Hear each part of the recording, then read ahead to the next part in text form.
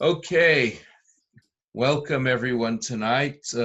We are at the very end of chapter 22 of Kings 1, and we're going to go into tonight Kings 2.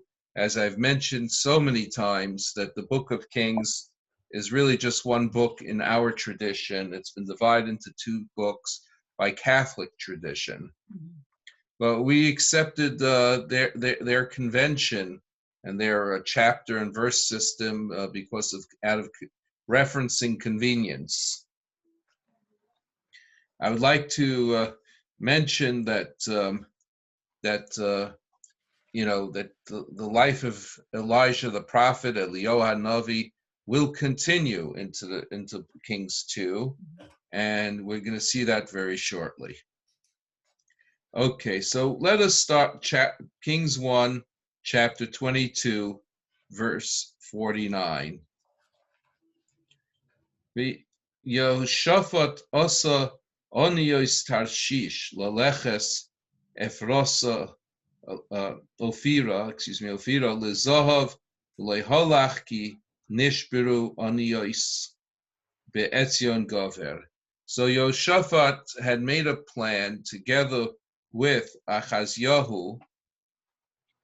to go on an expedition together to a place called Ophir. I think that is in Africa, in order to extract gold and bring it back and enrich both kingdoms. They were working together. They were related by marriage, and but God didn't like that Yehoshaphat had done such a thing, that he had allied himself and partnered himself with Ahaziah, who was a huge idol worshiper, and therefore God arranged it that the ships broke at Etzion Gever. So watch the next verse. I know we did this last week, but just where is Etzion Gever in relation to Africa? Etzion Gever is Eretz Yisrael. The ships didn't even get off the ship. The ships didn't really get off the dock. Okay. Oz Omar Achaziyahu ben Achov El Yoshaphat Yelchu Avodai Mavodecha Ba'onyos V'lo Ova Yoshaphat. After the mishap, Ahaziah again approached Yehoshaphat and said, let my servants and your servants go out together. But Yehoshaphat learned his lesson. He didn't want. He said, made a mistake, not burnt once, not repeating it. Vayishkav Yehoshaphat im avoisav, and Yehoshaphat was lain with his ancestors. Vayikover im avoisav, and he was buried with his ancestors, Be'ir David, in the city of David. Ir David Aviv, the city that is his ancestor. Vayimlach Yehoram benoi tachtav, and his son Yehoram ruled in his place. Tachtav. So it's interesting. He uses an extra language, if you will, double wording. Yehoshaphat lain with his fathers, with his ancestors, as he was buried with his ancestors in the city of David, his ancestor. So I haven't seen any commentary per se on why the extra language, but I think it's not far-fetched to say that on one hand, they want to say that he passed away and was buried in his ancestral plot. Then we want to emphasize that it wasn't simply an ancestral plot, but it was an ancestral plot, a royal ancestral plot, and in the city of David. And the implication, there also was, I'm wondering if part of the implication was the holiness of Yehoshaphat, that he was, as we say in Yiddish, he was zeiche to be buried there. He was merited to be buried together with King David himself. But we don't know that if that was right after the ships. I mean, could there be time that passed? I mean, Oh yes, yeah, Rebecca, no question. Oh, okay. Yeah, and we don't know. It's just simply we finished discussing his life. Yeah. Well, I know the ships happened 30 years earlier. Okay. You know, I have no evidence. I don't think it did, but you know, because we're already talking about Achav's sons, so it was already a little later. But I do agree with you that this doesn't mean that he passed away right afterwards.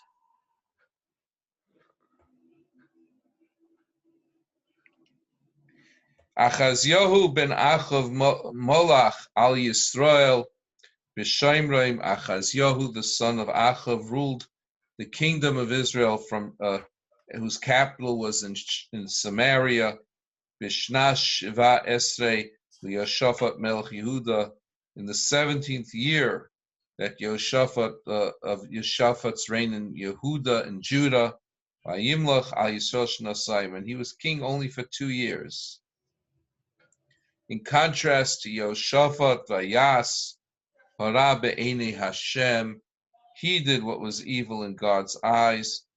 Vayelech b'derech Aviv, and he went in the ways of his fathers, b'derech Imoi, and in the way of his mother, b'derech Yerovam ben Nevat asher hechti Yisrael, and in the pathway of the initiator of the whole problem, Yerovam ben Nevat, who caused Israel to sin. He was the first king of Israel, and he was the first to set up idols. He did it for political reasons, so that people should not go to Jerusalem. Rather, they should stay in the northern kingdom and worship idols, and not give honor to the Davidic king.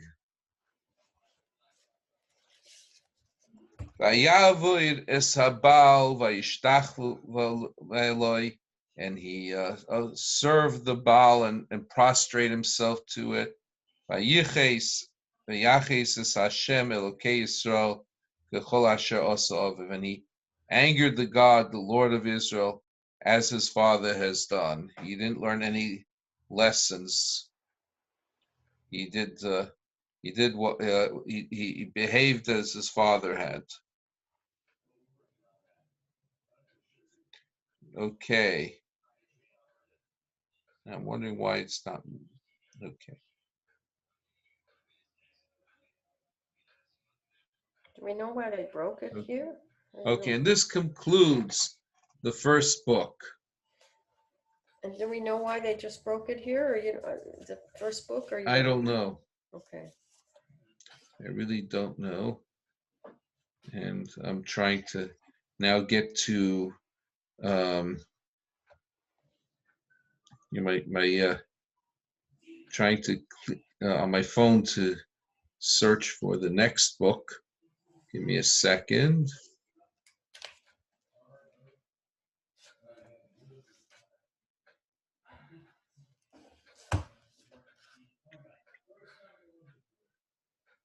Okay.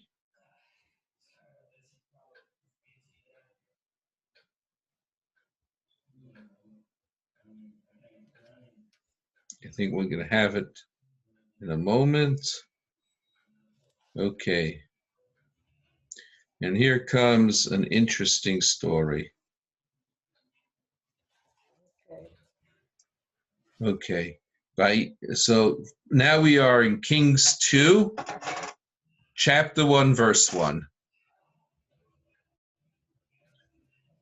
Vayivsha Moav b'Yisrael achri mois Achav.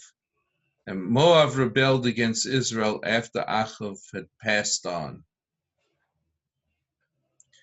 Vayipol Ahaziah ba'ad hashvocha ba'al Yosai. And Ahaziah, the king of Israel, fell from his attic over a lattice. There was a lattice. He fell through the lattice that was in his attic in Shomron. Vayochel, and he obviously became bedridden. He was badly hurt, and he was bedridden. Vayishlach malochim, and he sent out messengers. Vayomer aleim lechu dirshu bebal zevuv, Elohei Ekron, im echye mecholizeh. Go inquire from Baal Zevuv, the deity of Ekron, if I will heal from this illness. Now I want to share with you a few things. The word hasvachcha is not a common word. Rashi has to clarify for us its meaning. And he, basically he says it's a warp and a woof with long boards, and shorter ones, which is called latiths or lathe in French. So we see that, this is a rare word. It doesn't occur probably more than this time in the Bible, for all I know. I don't think it occurs more. If it does, if it occurs more often, it's still a rare word. And here you could see Rashi at work defining words that are, very, very uncommon, or sometimes even appear only once. And he translates it into medieval French so you understand it. I was told that there's a French Academy of Languages that holds Rashi very dear. They feel that, they thank him for preserving the pronunciation of hundreds of medieval French words, and because he transliterated into Hebrew. So regardless of how the Latin letters were pronounced, we were able to get a sense of the pronunciation from the transliteration in Hebrew. And on top of that, they were, also able to, learn these words and learn from these words how to pronounce other words. In other words, get to the system of pronunciation of that time.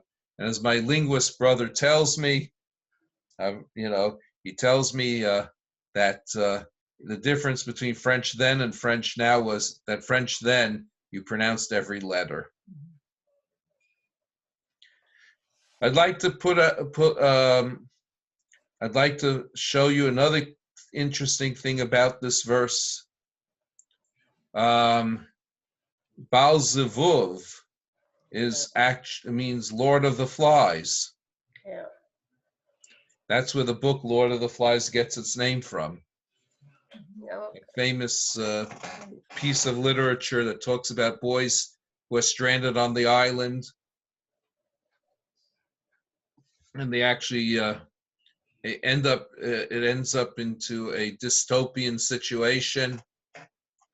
That's where it gets its name from this deity. And also the English word Beelzebub comes from this. Yeah. So, Umalach Hashem diber el Eliyah Hatishbi, and the angel of God spoke to Elijah the Tishbite. Kum alei likras malachei melech Shomron.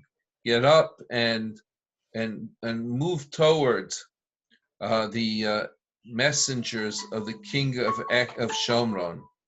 V'daber aleim, and say to the messengers such: Hamibli ein Elohim b'Yisrael atem holchem livleish beval zevuv Elohei Ekron.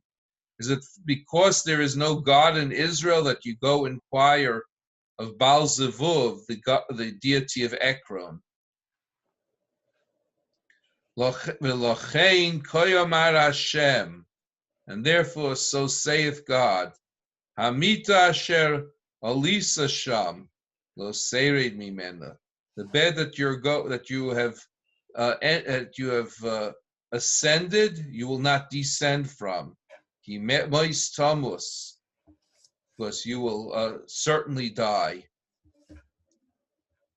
Vayelech Eliah, and Elijah the prophet went away.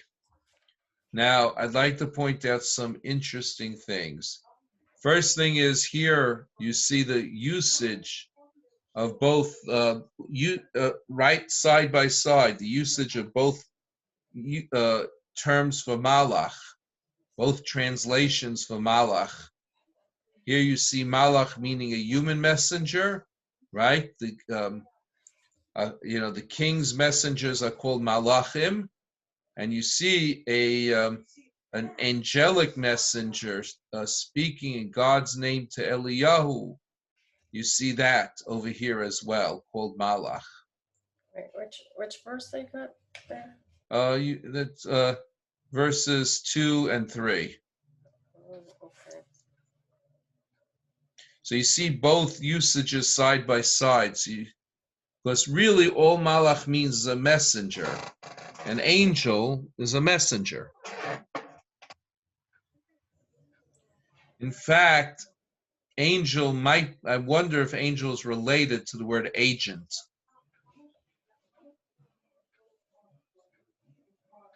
What's the Hebrew word for agent? What? Agent, meaning a messenger. I know. What's the Hebrew word for it? Modern It Hebrew. also be malach. Oh,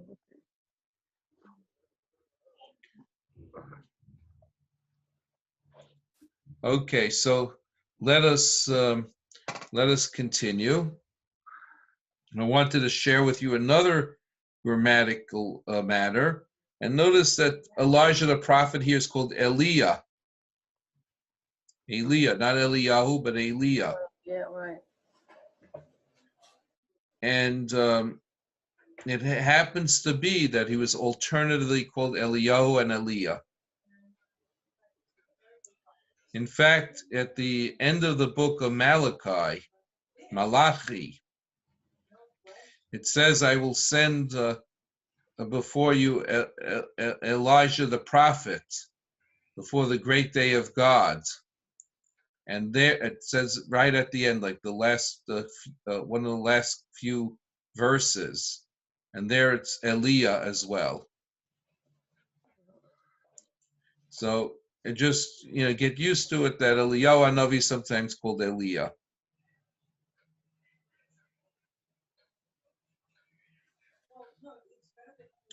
Okay, so give me just 1 second. I'm going to put the video on pause. I have to. Okay, so it's just so you just get used to some, some interesting anomalies. So verse 5. Now we're up to verse 5. Vayeshuvu hamalachim elav, and the messengers returned to the king. Vayomer aleihem mazeh shavtem. So the king said to them, "Why have you returned?" Like Ahaziah, was wondering, like I just sent you out. Why are you back so fast? What happened?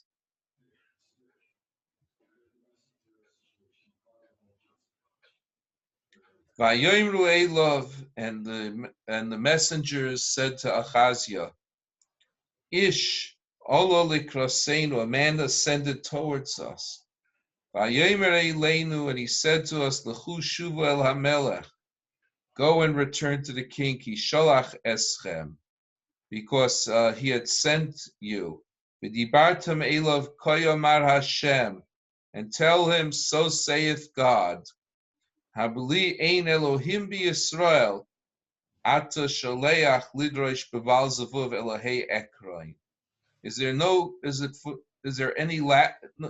God in Israel that you have to send a messengers to Baal Zavuv, the deity of Ekron?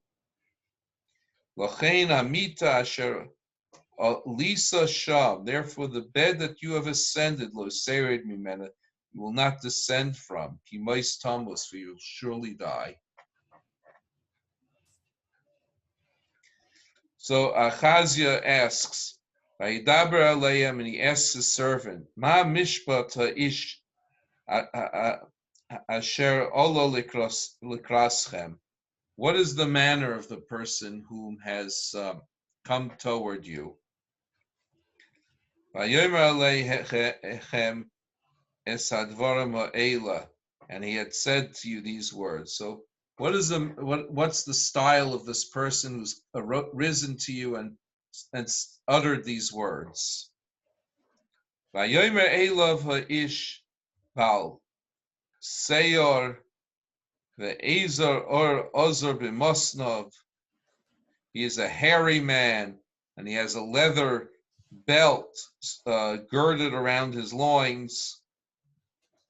Vayemer, and Ahaziah immediately recognized who it is, and he said, Eliah Tishbihu. It's the prophet Elijah. Vayishlach Elav Sar Chamishim v'Chamishav, and he sent toward him the captain of 50 with his 50 men. I mean, he's in other words, Ahaziah is now sending the army to capture Eliyahu.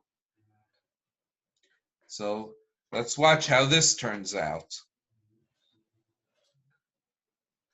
Vayale Lov, and the captain with his 50 men ascended towards Eliyahu. V'hine Yoshev al Rosh Shahor, and he was sitting at the peak of the mountain. Vayidaber Lov Ish, and they said to him, Ish Elohim HaMelech Diber Reda. They said, man of God, the king commands you to descend. Vayene Eliyahu Vayidaber El Sar HaChamishim Ve'ima Ish Elohim Ani Tered Eish Min HaShemayim V'Seichel Oisecha V'Eschamishecha. He said, if I am a man of God, let a fire come down from heaven and consume you and your 50 men. And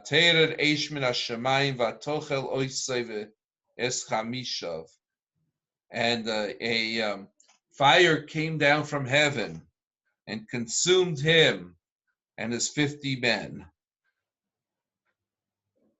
And Ahaziah sent another captain of 50. I guess his army was run in, I guess his army was run with, in units of 50. That based on this, that's what it seems. That's how his army was run.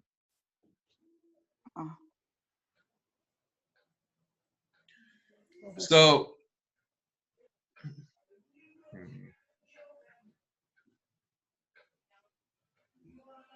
Vayan, Vayidaber Elov, Ish Elohim, Koyomar HaMelech, Meheira V'dei.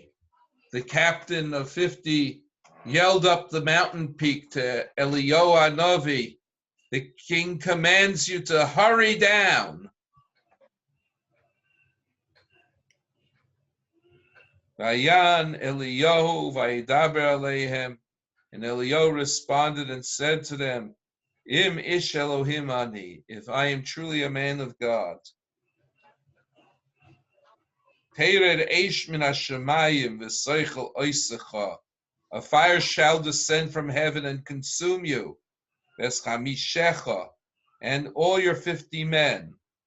And that's what happened. Vatered Eish Elokim Min HaShemayim, a godly fire descended from heaven, V'Teichel Oisa V'Eschamishav, and consumed him and his 50 men. you notice something very interesting, and I don't know the meaning of it. The first time it says a fire descended from heaven. Here it says a holy fire descended from heaven. I don't know what the difference is.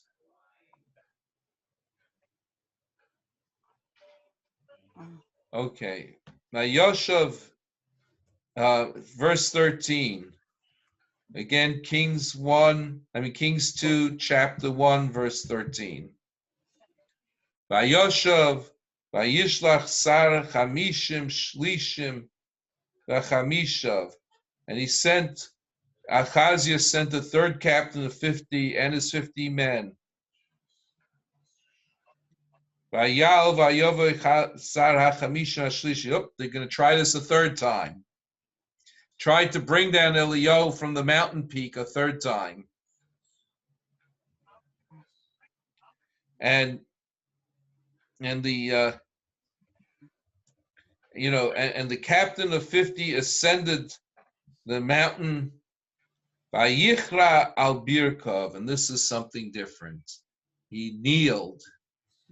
He got down on his knees. Leneged Eliyahu, opposite Eliyahu. Vayischanein Elov, and he implored him. Vayidaber Elov, and he Ish Elokim, and the man of God spoke to him. Tikar no nafshi, have pity upon my life. V'nefesh avodecha, and the life of your servants. Ela chamishim beinecha, these 50 in front of you. Please have pity upon us. Don't send the fire down from heaven.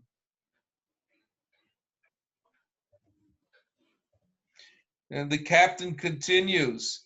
Hine yorda eish min hashemayim v'atoichel shnei sorei chamishim harishayim. A fire came down from heaven and consumed the first 2 units of 50 troops led by a captain of 50. As chamishehem. Va'ata tikar nafshi beinecha. Please allow my soul to be precious in your eyes. Vayidaber malach Hashem el Eliyahu, and the angel of God spoke to Eliyahu. Reiroisai, descend with him. Al tira mipanav, don't be afraid of him. Vayokom vayered oisai el Melech. He got up and he descended with him to the king. So now Eliyahu Hanavi is in front of Ahaziah. Ahaziah is bedridden. Eliyahu Hanavi is in front of him. And Eliyahu Hanavi has some sharp words to say to him. Vayidaber Elov, and Eliyahu Hanavi said to Ahaziah, Koyomar Hashem, so saith God, Yan asher shalachta malachim lidrash beval zevuv Elohei Ekrai. Hamibli ein Elohim b'Yisrael lidrash b'dvarai.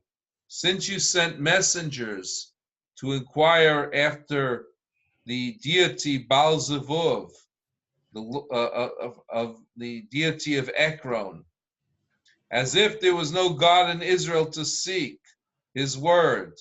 Lochein amita asher alisa sham, the bed that you've ascended to in your illness, lo seire bimenda, you're not going to get down from. Ki mois tamus, for you will certainly die. Vayomas kidvar Hashem asher diber Eliyahu, and Ahaziah died as the word of God to Eliyahu. Vayimloch Yehoram tachtav, and Yehoram his son ruled in his place. Bishnas shnayim liYehoram ben Yoshaphat. In the 2nd year of Yehoram, the son of Yoshaphat, Melch Yehuda is the king of Judah. Hilo hoya lo vain, for the king, for he had no son. So what we see over here is that both the north and south kingdom now were ruled by someone with the same name, Yehoram.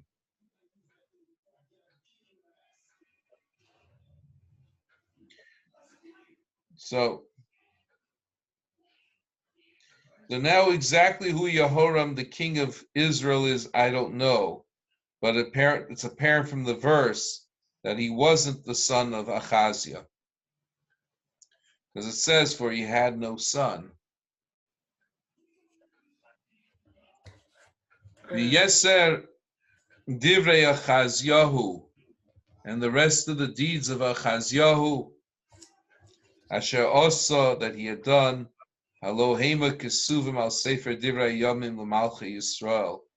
Are they not written in the book of Chronicles of the kings of Israel? In other words, go look there. You don't have, you want to learn more about it.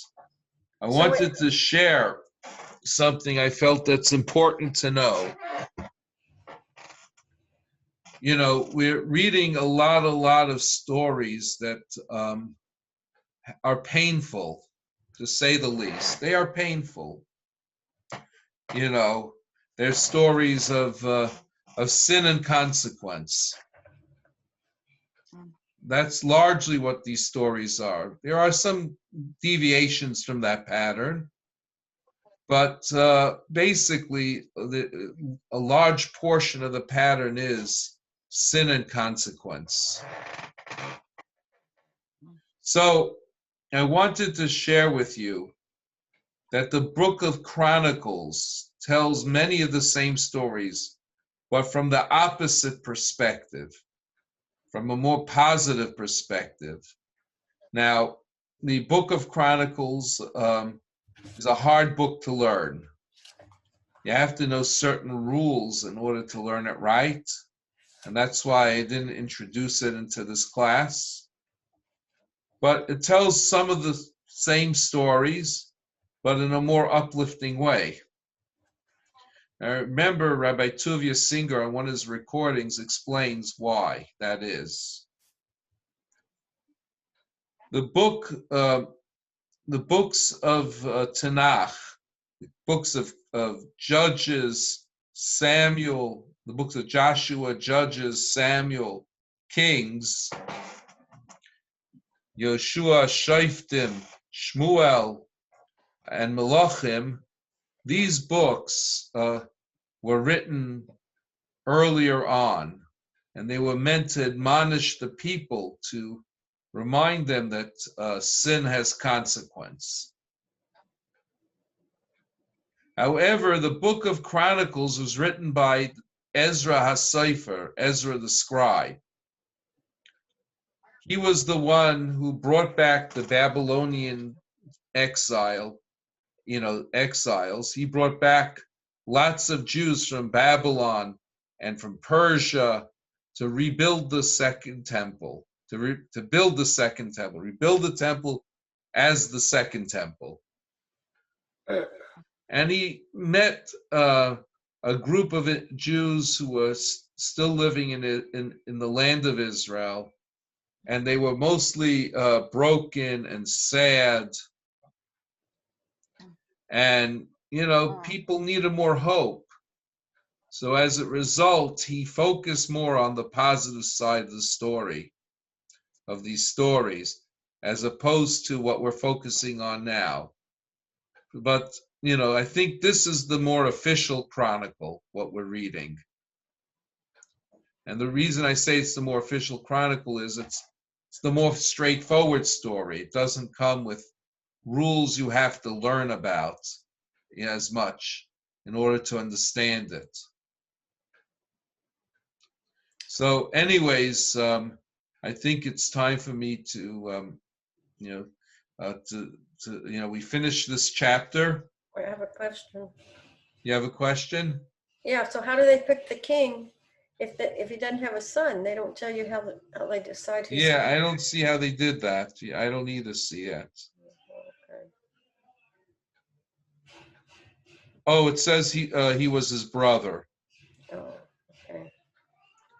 So that's what Rashi says. Rashi says he was his brother. Okay. I was flowing. I didn't have a chance to look into the Rashi, but Rashi says that Yehoram was Ahaziah's brother. So he didn't have a son, so his brother inherited the crown.